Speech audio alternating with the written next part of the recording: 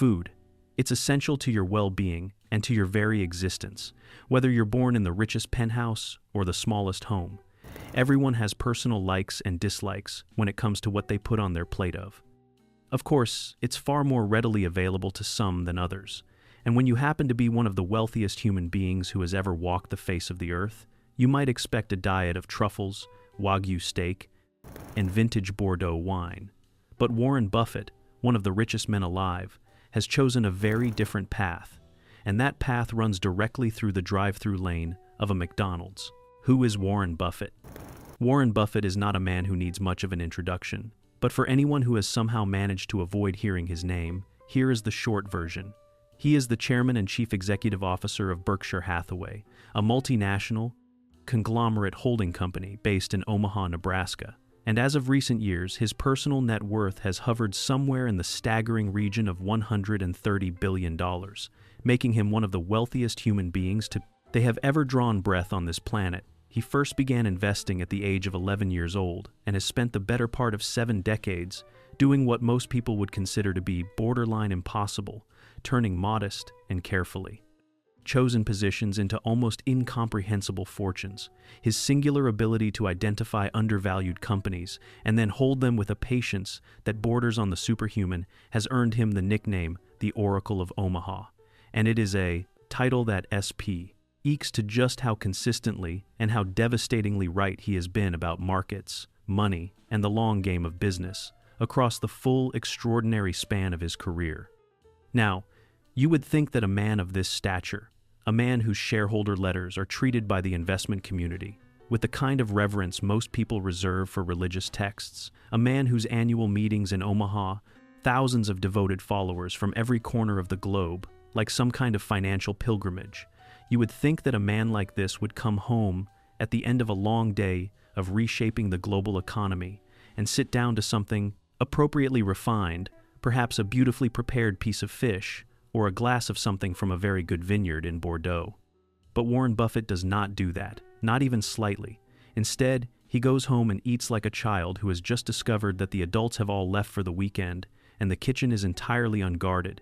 His diet is so aggressively and almost defiantly unhealthy, so completely devoid of anything that a nutritionist would recognize as a balanced meal, that it has baffled scientists, doctors, journalists, and fellow billionaires for the better part of half a century. And the most remarkable detail of all is that Warren Buffett is completely and utterly unbothered by any of it.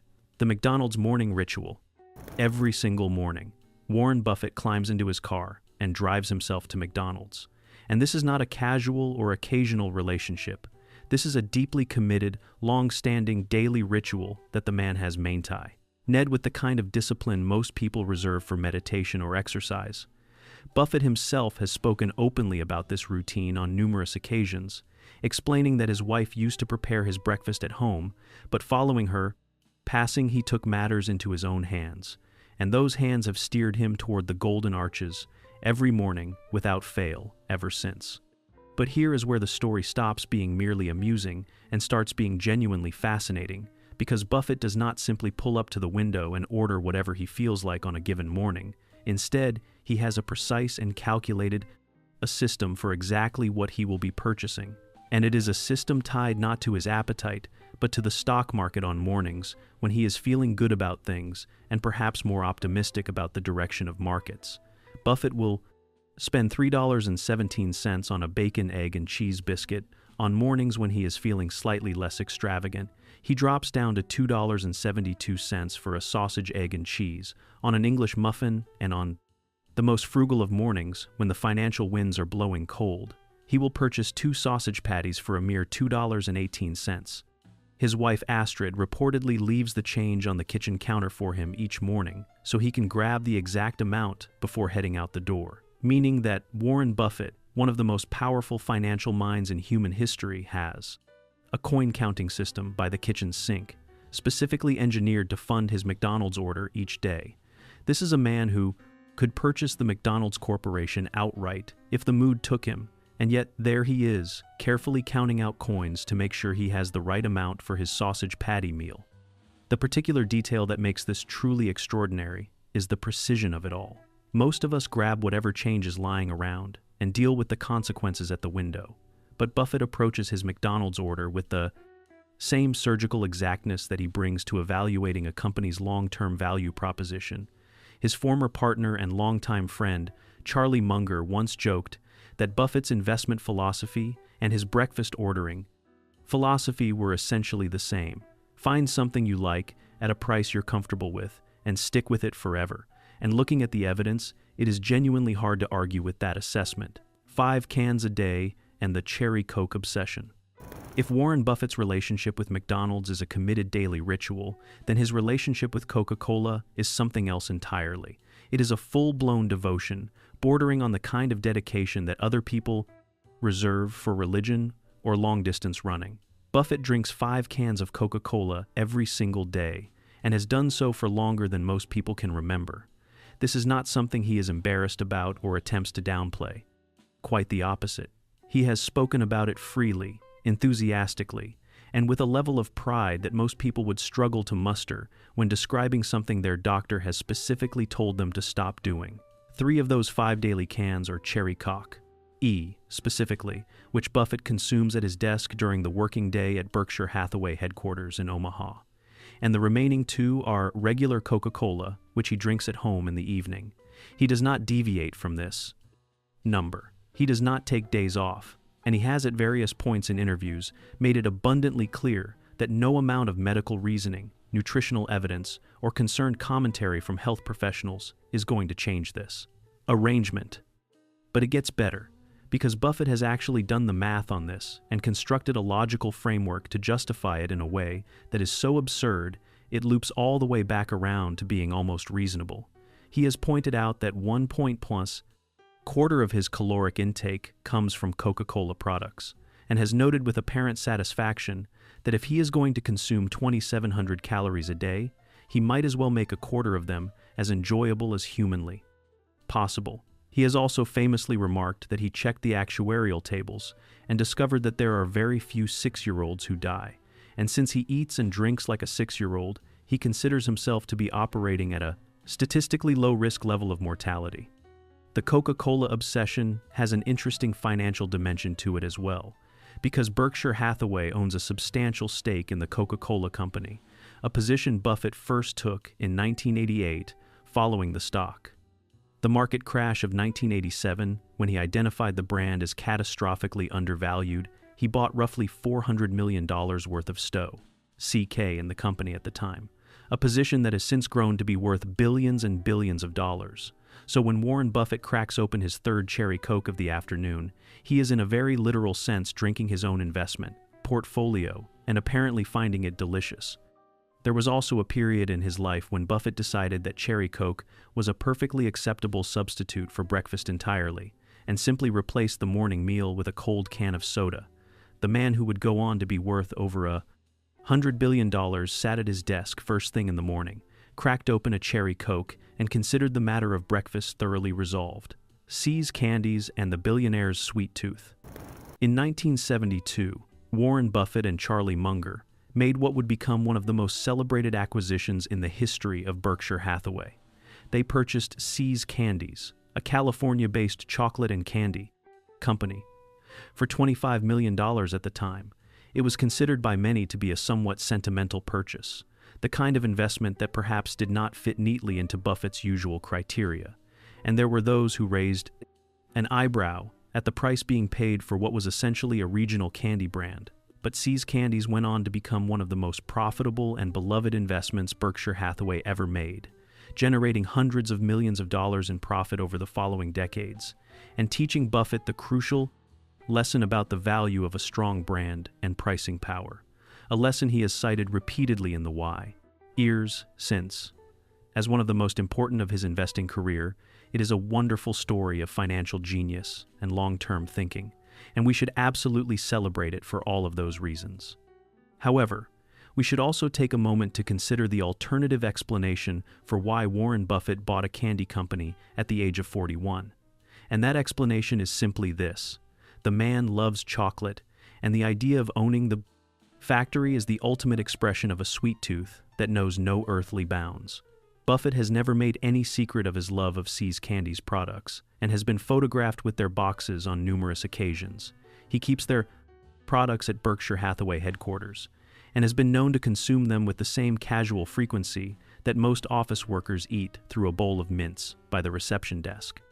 There is something deeply human and rather wonderful about the idea that one of the greatest investors who ever lived looked at a chocolate company in 1972 and thought, yes, this is the one. And whether that was motivated more by financial acumen or by a man simply engineering lifetime access to very good peanut brittle is a question that perhaps only Warren Buffett himself can honestly answer. Eating like a 6-year-old, his own words.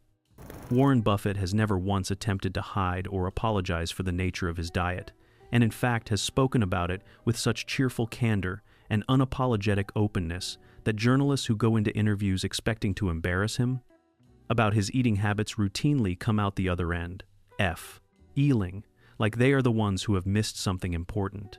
He has stated plainly and on multiple occasions that he eats like a 6-year-old and that this is not an accident or an oversight, but a deliberate and considered lifestyle choice.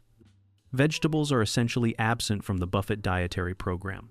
He has expressed a strong and unwavering aversion to broccoli and other members of that particular food group and has shown absolutely zero inclination to develop a taste for them at any point across his now 94 years of life. He is also a devoted fan of Utz potato chips, a regional American brand that he consumes with the kind of regularity that would concern most general practitioners, and has been known to keep them stocked in considerable quantities, both at home and at the office. His explanation for all of this goes beyond mere preference or stubbornness and enters the territory of genuine personal philosophy. Buffett has pointed out that the human body is extraordinarily adaptable and that if you eat the same things consistently for long enough, your body simply calibrates itself accordingly. He has also noted that he watches what happens to people who eat in ways that make them miserable in pursuit of longevity, and that this has never struck him as a particularly appealing trade-off. When his doctor has apparently raised concerns over the years, Buffett has reportedly dealt with these conversations in much the same way he deals with market commentators who tell him his strategy is outdated. He listens politely, considers the information, and then continues doing exactly what he was doing. Before, one former associate recalled a meeting in which a health-conscious colleague attempted to interest Buffett in the merits of a more balanced diet, and Buffett's response was to open a fresh bag of Utz potato chips and offer the colleague one, Dairy Queen and the art of owning your cravings. If the See's Candies acquisition hinted at a man who was not above letting his personal appetites guide his investment decisions, then the Dairy Queen story removes all possible doubt. In 1998, Berkshire Hathaway acquired Dairy Queen, the iconic American soft-serve and fast food chain, for approximately $585 million, and it has remained part of the Berkshire portfolio ever since, generating consistent returns, operating thousands of locations across the world. Buffett is a devoted fan of the Dairy Queen Blizzard, in particular, the chocolate chip cookie dough variety, which he has name-dropped in interviews with the kind of casual enthusiasm that most people reserve for describing a genuinely life-changing experience. He visits Dairy Queen locations with notable frequency and has been photographed there on countless occasions, always appearing to be having an extraordinarily good time for a man conducting what could technically be described as a site visit to one of his own businesses.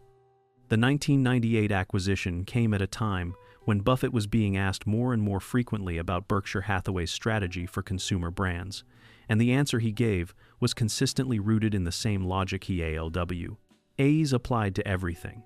Look for something that people love, that is priced sensibly, and that will still be loved in 20 years. And it is hard to argue with that framework when you look at how Dairy Queen has performed over the decades since.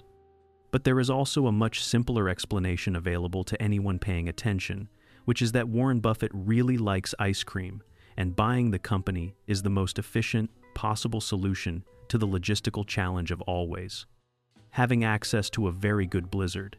It is perhaps the largest and most expensive solution to a dessert craving in the history of American capitalism. And for that alone, it deserves a certain amount of respect. the philosophy that defies every nutritionist alive. Here is the part of the Warren Buffett eating habits story that is most difficult to dismiss, and that nutritionists and health professionals find most deeply inconvenient. Warren Buffett is 94 years old.